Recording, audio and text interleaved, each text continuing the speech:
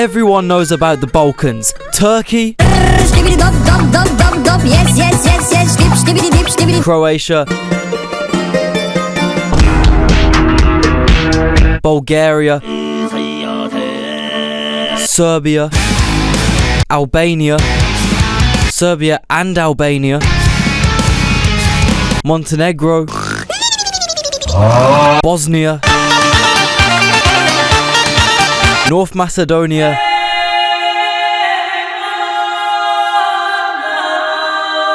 and Greece.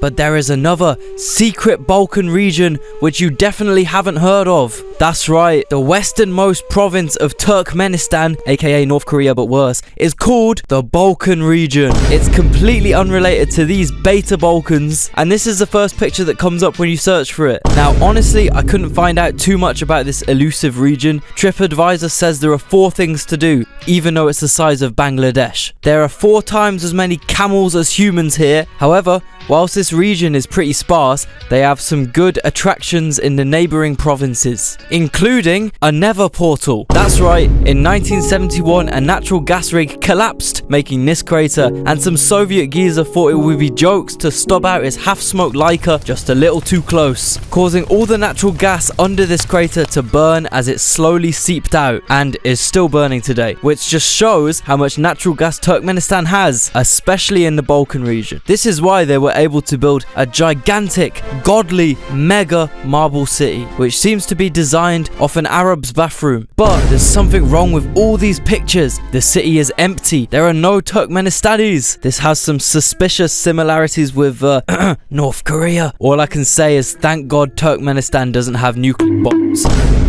Now, to understand why Turkmenistan isn't stonking rich like these countries, you need to go right back to the start. This land area was first habited in the 11th century. For context, this is when the entire Balkan region here was controlled by Macedonian emperors. However, in these Balkans, the Turkmen were nomadic and their life was generally centered around these fluffy camels and this river. And it stayed like that until these guys came along. Turkmenistan was annexed by Russia even before the Soviet Union because of its untapped gas and oil. However, the point of the USSR was that it could operate as a gigantic isolationist mega nation. That way it would be calm for them to really piss off America or Europe or China or South Korea, because sanctions and a lack of trade wouldn't hurt the Soviets. You know, if you wanted wine, you'd get it from Georgia. If you wanted tobacco, you get it from Lithuania. And if you wanted cotton, you'd get it from Turkmenistan. That's right, the Soviets thought it would be a great idea to grow cotton here by diverting this lake and this river into the desert. Predictably, this really f***ed over Turkmenistan. When the Soviet Union collapsed, no one bought their cotton anymore, therefore there were no jobs and there was also no water. So they started selling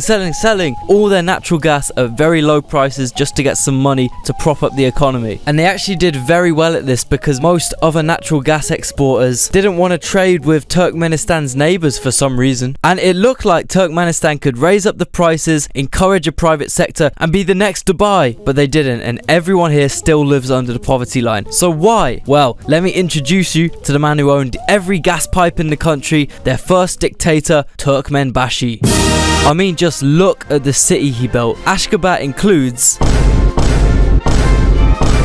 However, he genuinely spent so much money making Ashgabat look like this that the Balkan region is still one of the poorest parts of Asia. And nowadays, Turkmen Bashi is no more, but we got this guy, and he's even better.